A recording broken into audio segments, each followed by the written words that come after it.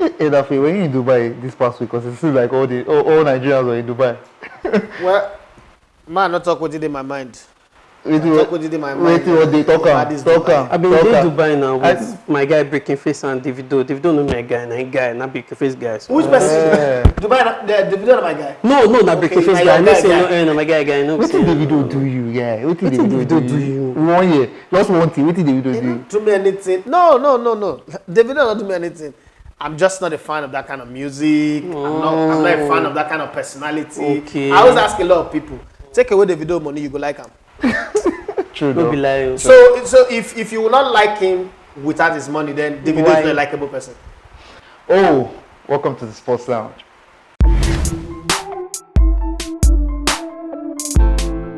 So guys, it's the last international break of the year 2019. Why don't people like the international break? Why? I like the international break because I think my love for football started from the Nigerian national team before I ever started thinking of club. Before I started to know clubs and all whatnots. The first club I fell in love with was AC Milan, and then Ajax, and then everybody loves Real Madrid anyway. Then knowing that my father worked for Arsenal built my love there. But I love the international break because even as a football player, the greatest dream, the holy grail of a football player is to play at the World Cup. How do you go to the World Cup if it is not through the international break? To play for your national team at any category, whether it's under 17, under 20, under 23 that later came in, and then the senior national team, and then now you have CHAN. I think anybody who doesn't like the international break is caught up, and I think it's a lot more about Africans. And the reason for that is we don't have a football culture in a country like Nigeria. If we have a football culture, people will be thinking like that. Because the English people are as fanatical about their national team Then the same way they are of their clubs. Yeah. They even take club rivalry, as we saw Sterling Gomez, to national team because fans of English national team were booing Gomez while he was playing for the English national team because of the altercation. I'm happy you said Sterling Gomez, and we'll get back to that. I don't like. And I don't You don't like the international break? break. Does the international break What? affect your Formula 1? well, No, so it affects my fantasy Premier League. Two, when I used to watch football, it was not something to look forward to. 3, I do not like Nigeria. You don't like Nigeria, you don't like Nigerian national team. both of the I don't like translates to Nigeria both of them. 100%, but I don't like the national team 75. The remaining 25 is Well, I love Do Nigeria you 1000%. Do you love the international break? Well, for me, I miss the Premier League. I miss. I guess that's the most people actually do. Francis is excited that the Premier League will be back next weekend, not because Yeah. he's actually a football fan, but because of his FPL. And Yeah. I think You see that thing about FPL that Francis just mentioned is the reason why I don't play it. Because, and I'm sorry for this. Yeah, for make you saying biased.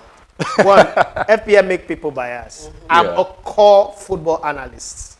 I'm one of those who came in because I wanted to break the order of people going on air and saying things like my club, my. You are a professional analyst, shouldn't be saying that. But people say that. I hear that in Lagos a lot before I started in 2004. No, even if you don't say my club, I mean there's something that attached you to it. For example, now even though you don't follow us now so much like that before, you're attached. Now, to I us follow now. Arsenal deeply, but I don't know. Precious will tell you that better. Nobody, and I repeat, nobody who's an Arsenal fan have criticized Arsenal As much the as way I've done. So it's very plain. And I'm not supposed to be a fan of Man United, but I praise them. Okay, I'm an Arsenal fan. I should hate Spurs. But when it comes to do a professional job analyzing them, I don't. There's don't no. have to. Yeah, that's what it is. Oh, that's great. Francis, it's really nice to have you back. I live coasted on my way here, and anytime I do that, I always think of you. I'm like, Yeah. thank you so much, Francis. Thank you so much. Yeah, I had like 2 people DM me Wow. and tell me that, yeah, it works. And one girl DM me on Snapchat and was telling me, that thing you talked about, leaf coasting. Yeah, I know, I shared the chat now. in Yeah, our yeah, group, you and did. yeah, that it works. And one of my friends in the UK said, yes, it works. And then, so, I'm happy about that. That's what we aim to do here on the show. Although you didn't give us the final details of that chat with that lady, but that's fine. I won't give give us what you wanted us to see. We'll find out when he takes his leaves and we realize that instead of going to Milan or Dubai as he had wanted or Hanoi, all of a sudden he shows up somewhere in London. we would understand the finer details. Let's quickly come through some games from the international break. The number one, like you said, let's go back to Sterling and the Gomez issue. England won 7-0. They didn't actually need Sterling in that game. But who do you think? Do you think Southgate was too harsh on the decision of dropping Sterling? Quickly. Well, I think Southgate did that because he knew that with or without Sterling, they will win that game. Yeah, if that was a very crucial match He wouldn't have done against that. a top opposition, I doubt Southgate would have done that. So do you think it was too harsh? No, I don't think You it was. think it too was harsh, fine? yeah. Edafe, Gomez came in and he was booed by the English fans. What do you think about that? First off, I think what the fans are doing now in football is destroying the game. But Gareth Southgate was stupid to take the decision he took. These are things that happen every time footballers are in camp. That happens. Altercation between players happen. Even four of us that are doing this show, if we stay together like we're camped, we'll have differences. Who touched my this? Who did this? That's a very minor. It's a regular thing that happens in every football setting. But don't you think he wanted to make a statement that this is my camp? That's why a statement that is worth it. It's not children's camp. Footballers do that. Gareth Southgate play football. No wonder I did play for successful clubs. Anyway, Middlesbrough, Aston Villa, and the rest of them. But that's something that happened. If you've ever been with footballers, you know that happens regularly. Footballers get into altercation. It's move on. Now, there's going to come a time where we will need Sterling, and Sterling will not show up for him. And then people will start saying one thing or the other. I saw some people tweeting. You forget that decision also have a way of affecting Sterling. I said at the beginning of the season that the English FA is conspiring to make Liverpool win the league title. Anyhow they want to do it, they will use VAR, they will do everything. Now it's Southgate. You're forgetting that this thing would affect Raheem Sterling somehow.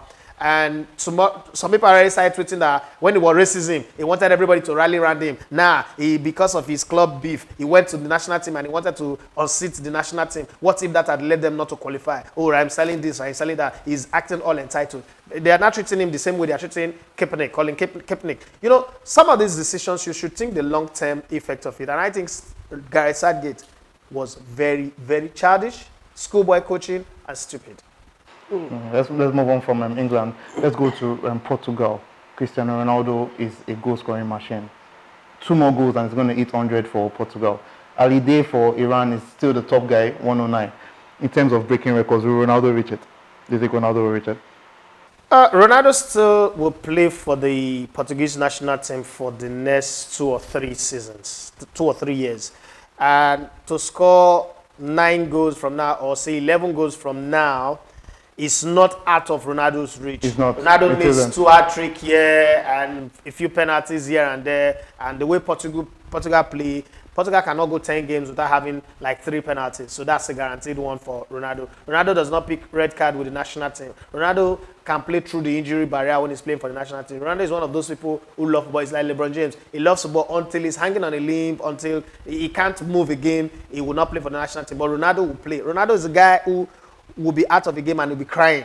Like he's played a lot of games. He's not supposed to be bothered. But Ronaldo, you take Ronaldo out of the game, he'll be crying, he'll be angry. It's like taking chocolates away or ice cream away from a child. So I think Ronaldo will make that number, and not just make that number, beat the number, and then it'll take us like some 100 years before somebody else will match it. Precious, is Ronaldo the best goal scorer in the world?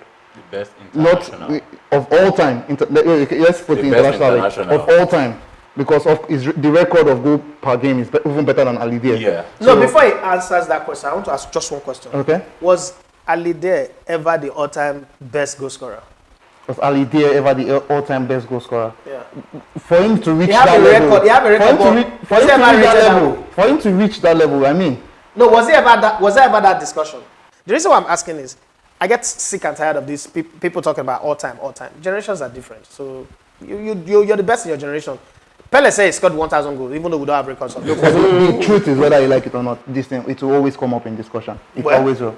What do you think, Precious? Yeah, I think Ronaldo will be.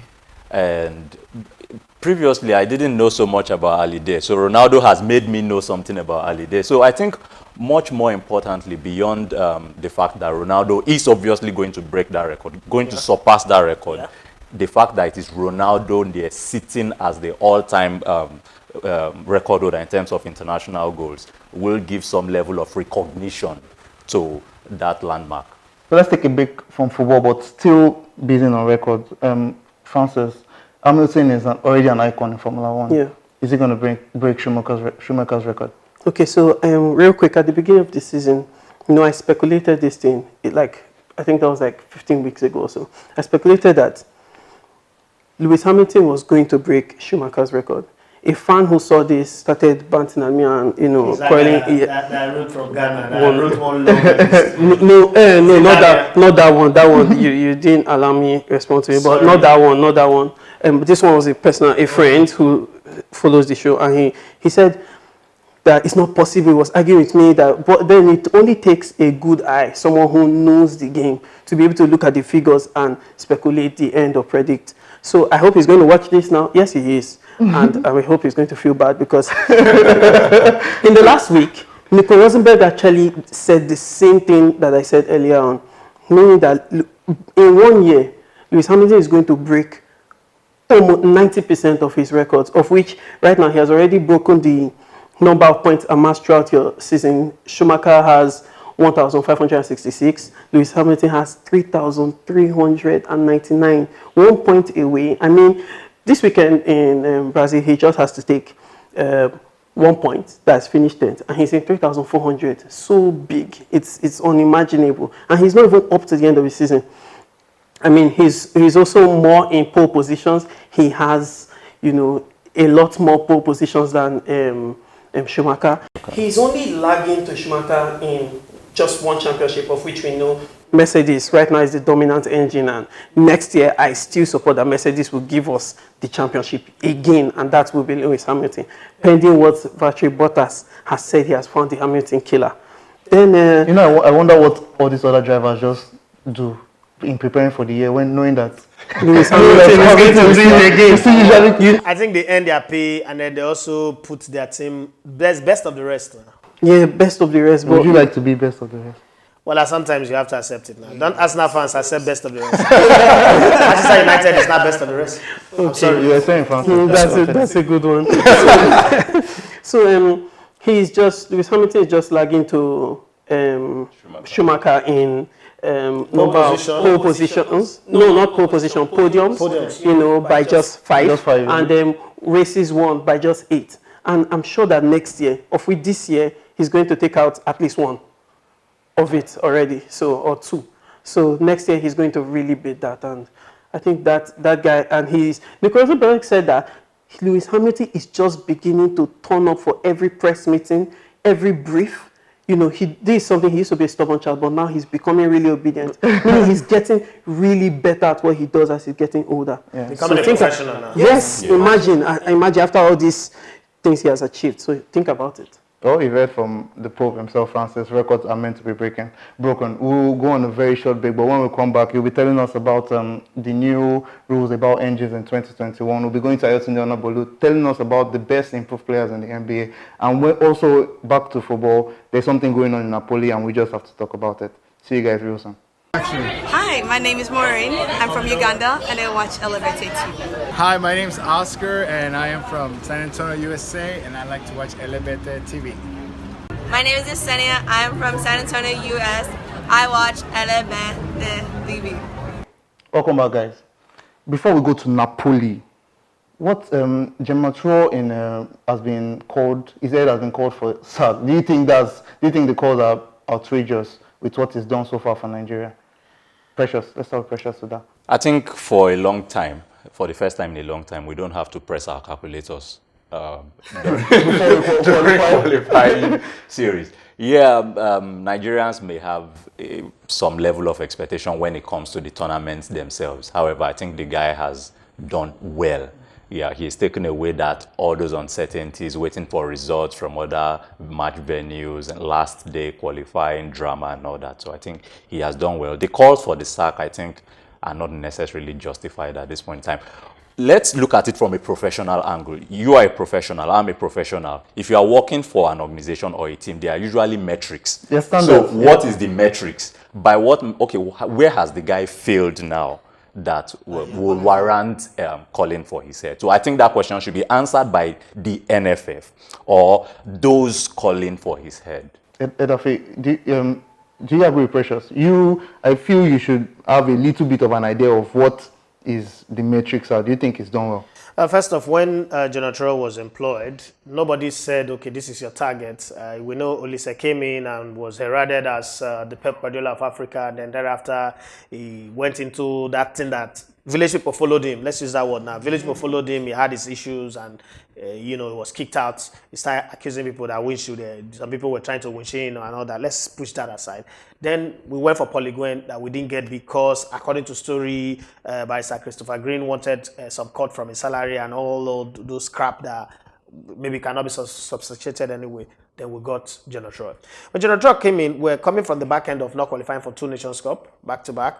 We're coming from the back end of the national team now becoming a public mess, a public nuisance, a team that can be beaten by anybody. And he came in and qualified for the World Cup on the snap. But people forget that we were the only group that had 4 African Nations Cup winners. We had Cameroon, Algeria, Nigeria, and Zambia. And at the time of this draws, when somebody like me predicted on radio that we're going to qualify with 1 or 2 games to spare, the whole of Nigeria wanted to kill us. All of a sudden, the man raised us so high that we now have over expectation. I think it's the arrogance of Nigeria, and it comes from the Nigerian sporting press. There are some people in the Nigerian sporting press who probably they want to interview you and you don't respond to their interview. They just go into that overdrive of wanting to kill you.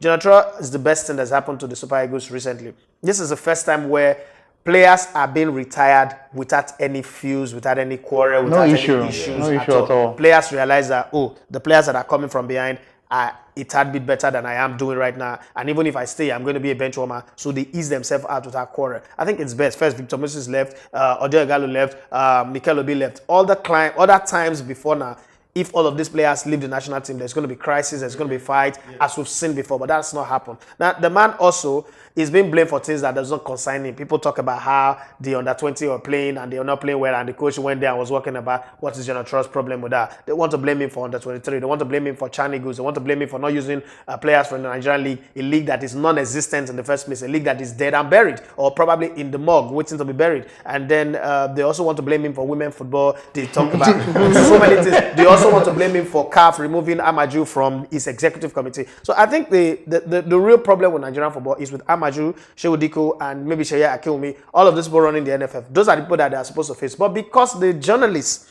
the so-called journalists that are trying to fight Jonathan, they soil their hands, they've eaten too much from the pot of Amaju and the pot of Shehu Diko. They can't attack those people, so they are looking for somebody to attack. Some of these guys are angry because they cannot go to championship like the Olympics or some of that, like the Chan, where they'll get some few extra coats in dollars and all that. So it's affecting their mind of reason. They're like people who play FSP, or what do you call it? FPL. FPL. They're like people who play fantasy football, and all of a sudden, because a player that the triple captain did not score goal, they go out in public and start tearing the guy down that he doesn't know how to play football. That's exactly what they are doing right now. But I think it will be foolishness for us to remove him, because I believe in cause and effect. Let's first talk about removing Jonathan. You remove Jonathan right now, there is no big coach out there that want to coach us, because we don't have the guarantee of fund to pay that coach. That's one. Secondly, there is no Nigerian coach that is up to standard. I'm sorry to say, but there's no Nigerian coach that is up to standard. There's no Nigerian coach that these current Nigerian players will respect. So if you bring in a Nigerian coach, it's a mess. The days of Sivikeshi is gone. We don't have any coach that is up to standard. Siasa has been banned. Imam Mapakabo is facing his worst moment. You cannot bring in Sondolise again. Emmanuel Amunike does not meet the standard right now. So who are you going to bring? If it is to go and bring another European journeyman, wouldn't you rather stay with this devil that you know than an angel? But what about JJ? Now, since you brought JJ, let's talk about JJ for instance. JJ was under the reign of the Delta State Football Association as the chairman. He has not been to Delta State for 6 years. Football is dead. It's in Kamatos there. JJ does not have a coaching certificate, just in case you're thinking. It's not there to teach us how to dribble and run around the circle show. He can't do it. Thank you very much, Edafe. So Dries Mertens was having fun for Belgium, was smiling, giving passes with De Bruyne, while both Hazards were on the score sheet, by the way. Also, Insigne was scoring for Italy. They were having fun for their countries, but they know going back to the clubs. There's going to be something that's going to hold them back. Let's go to the issue in Napoli. Edafe, what's with the mess?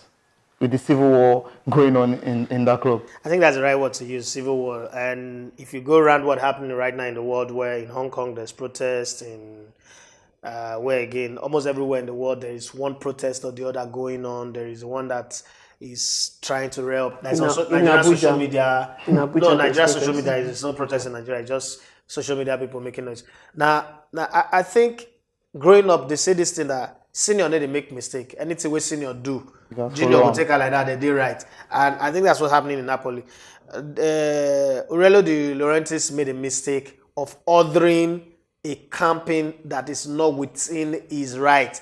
Yeah, it is below his pay grade, but at the same time, not his right to do. When you employ a coach, it is a coach that design training, that decide what to do. Yes, the job, the position to decide what you do for preseason in terms of friendly matches, I've left the hand of coaches now because of sponsorship and money. But you cannot be in the middle of a season and order a preseason-like kind of training, because it is also going to be counterproductive. What I understand with football, if the results are not going well, fire the coach. Maybe because the coach has lost the dressing room, his tactics are not working. But to order a training camp in the middle of a season is wrong. But because it is a mafia-like leader who comes in, who likes drama because it's coming from the movie side of life, everybody seems to take it like that. And then presidents these days know how to manipulate things. They know how to get into the skin of the fans, especially in Italy where you have ultras. Yeah. Who are the ultras? The ultras are like the fire tools that we have in Nigeria, the SUG, those perennial beggars. No disrespect to anybody, but a large percentage of ultras, football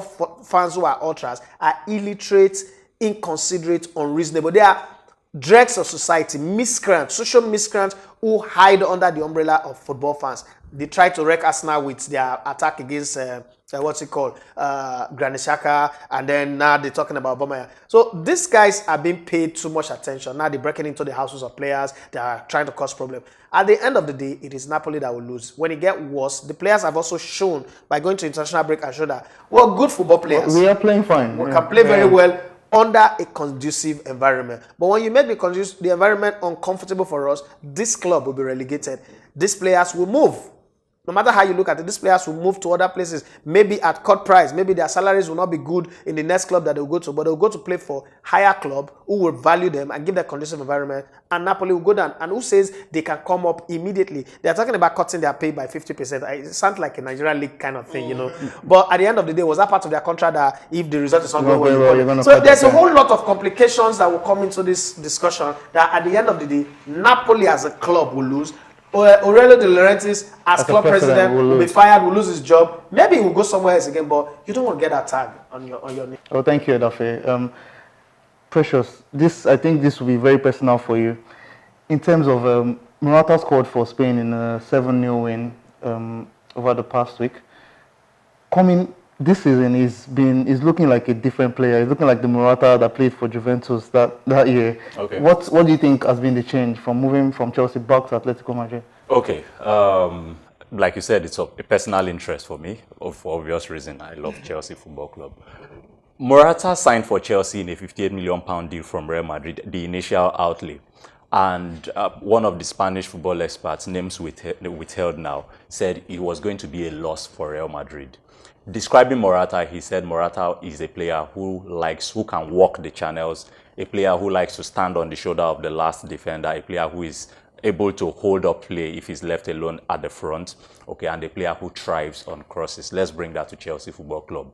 Morata thrived under Antonio Conte initially. Let's not forget the fact that wearing that same supposedly cost number 9 jersey of Chelsea, Morata in 11 games had registered 8 goals and 4 assists. So he was doing well. Chelsea started that season with 3-4-3 under Antonio Conte. Morata was flanked by Pedro. To Morata crosses. He was flanked by Pedro and Eden Hazard, and then a lot of crosses coming in from Azpilicueta. For whatever reason, Antonio Conte decided to switch from a 3-4-3 to a 3-5-2, and Chelsea's play became more narrow. Instead of the emphasis being on width and bringing in those quick crosses, the play became more narrow. Alonso received the ball on the left, cut inside, all because they wanted to channel most of their play through the magical Eden Hazard. Unfortunately for Morata, after the win against Atletico Madrid in Spain in the Champions League, where he scored a header incidentally, he copped an injury I think it was in the 21st minute or thereabouts, their game against Manchester City, and things went sour for him after that. Morata would make runs, the passes would not come.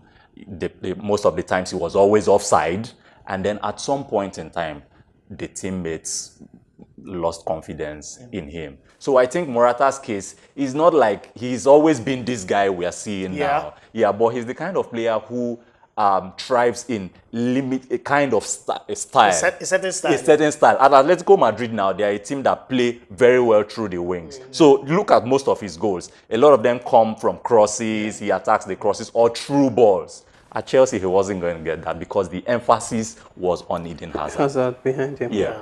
Thank you very much, Precious. Well, continuing the conversation for us on improved players is Ayotunde Onabolu for basketball. Ayo, how are you doing?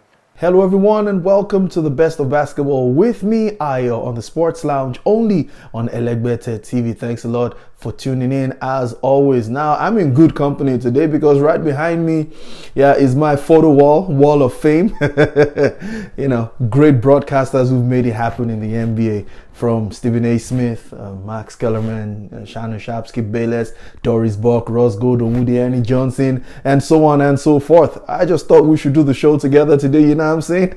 Just being silly. That's how I inspire myself every day. All right, let's get into the action. Now, on this episode of the show, we'll be looking at guys who are already laying an early stake to the claim to become the most improved player at the end of the season. That's one of the more important awards given out when all is said and done. And without wasting time, let's dive into it. Number 5, I'll be looking at 5 guys. Number 5 is Devonte Graham of the Charlotte Hornets. I bet a lot of you don't even know who the hell this young man is. He's in the second season right now. Last year was his first season. He was completely anonymous. He played only 14.7 minutes a game, averaging 4.7 points, 2.6 assists, and 1.4 rebounds a game. But this season, his numbers have absolutely blown up. 18 points a game, 7.5 assists, 3.5 rebounds a game, and he is playing 32.2 minutes per game. Woo! That young man is having a hell of a season. He is at number 5. At number 4, we go to the Indiana Pacers, son of the legendary Arvydas Sabonis. I'm talking about Domantas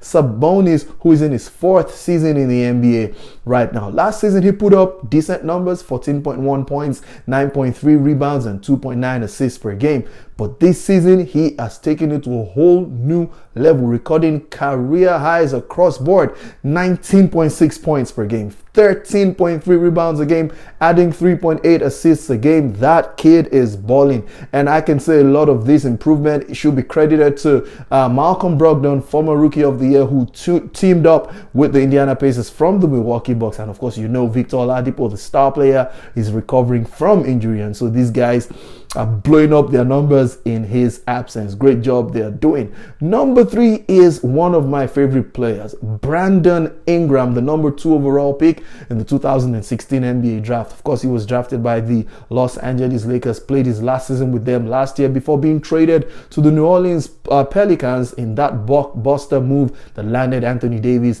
in Los Angeles. And Brandon Ingram last season, his final season with the Lakers, averaged 18.3 points, 5.1 rebounds, 3 assists, shooting 49.7% from the field and 33% from downtown. Those were decent numbers, but not the kind of numbers you'd expect from a star in the Lakers. But since he moved to the Pelicans, boy, this kid, he's playing out of his ridiculous mind. His scoring has jumped up to 25.9 points and then 7.3 rebounds and 3.9 assists, and he's shooting a ridiculous 53.7% from the field, and it gets even better, 46.9% from downtown, all career highs. And it gets even more interesting. This kid is attempting 5.4 3-pointers a game, from someone who shied away from shooting threes to someone who's absolutely devastating from 3-point territory. This guy has made a huge leap, and is one you must watch out for. Now, the first 3 guys, have their teams have mixed results, especially for Graham with the Hornets. They're still having a losing record, and of course Brandon Ingram with the Pelicans, they are still having a losing record. But the next 2 guys, number 2 and number 1, which, believe me, I struggled to place them. I didn't know who to place number 2. I didn't know who to place number 1, even up to now, but I'm just going to let it out anyway. Number 2 will be the reigning most improved player of the year. Talking about the man, Pascal Siakam of the Toronto Raptors, in his 4th season. Last year, when he won the award, he averaged 16.9 points, 6.9 assists and rebounds, I beg your pardon, and 3.1 assists per game. But this year, he's not only improved his numbers, he's playing at an MVP level. Look at his numbers, 27.2 points, career high. 9.2 rebounds, career high. 3.8 assists, career high. And he's even shooting the career high 37.3% from downtown on 6.1 attempts a game. He is now the man in charge of the Raptors. Trust me, last year he blew out. This particular year, he got a maximum contract in the offseason, and the keys to the Raptors taken away from Kawhi Leonard, who moved to the Clippers, have now been handed over to this man from Cameroon, and he is repaying their faith because the Raptors have a huge, good record. And for those of us who wrote them off at the start of the season, maybe we are beginning to reconsider our stance and look at the Raptors as a potential great team coming out of the Eastern Conference. But number one, Andrew Wiggins of the Minnesota Timberwolves, former number one overall pick back then in 2014. He was labeled a bust. Last season, he scored 18.1 points, 4.8 rebounds, 2.5 assists, shot a poor 41.2% from the field and only 33.9% from downtown. But this year, Andrew Wiggins is making sure the Minnesota Timberwolves are winning games because he's scoring about 26 points per game, 5.1 rebounds, 3.6 assists, 47.8% from the field, and 36.1% from three-point territory. That's how you respond to critics, my man. Andrew Wiggins, my goodness. And alongside Karl Anthony Towns, they are quickly forming a combo that might be in the league for a very long time and dominate. These are ridiculous numbers. So these are the 5 guys. I don't know if there's any other player you feel has been doing so well this season and has to be recognized in the most improved player category. And I'll be doing this list again maybe after the All-Star break to see whether these guys is just initial gragger for them or whether they mean business. And that will be all. I'll be handing you back to the guys in the studio to take the show to another level. Thank you so very much, Ayo. Well, Francis, let's wrap up with you. What are the regulations, the FI regulations as regards engine that just recently came out for 2021? Okay, so, the drivers and the cars have certain issues with running into dirty air. So when you are following another driver... dirty air? Yes, dirty air. When the chasing car is, following the car in front with 2 car lengths, following his slipstream with 2 car lengths. So the aerodynamics, the air going over the car and hitting the other car, then the air coming from, that's passing through the car in front and hitting the car behind is so dirty and hazardous, destroys the tires of the driver chasing, so that his tires and his brakes the tires begin to wear quickly, the brakes become so hot that he has to stop chasing. So, and again, it reduces his drag by his downforce by 45%, which is a lot of loss. So they've been, for like 2 years now, they've been looking into it, how to redesign the working of the car. You understand? So that the car can, chase better. There can be a fighting chance for the cars behind, and thereby bringing the cars, the lower level cars, the small engine providers, giving them a fighting chance to, if not get on the podium, win championships too, be able to chase. So they went into it and they've come out with a new design that they intend to implement 2021. And this new design reduces your downforce by only 10%. So, which is really good for the chasing car. That's like a 30% plus for you now. Yeah, 30% plus for you. So, meaning, you are chasing the person in front. So, instead of reducing your chasing and saying, I have to reduce my speed and not follow this guy so closely and, push forward my, attack time, you can attack him right now because, you are not losing so much downforce. I mean, the downforce is that these cars have to stick to the ground, if it were possible, these cars' metals will actually be scraping the ground to give the car more speeding chance. The cars have to be extremely fast.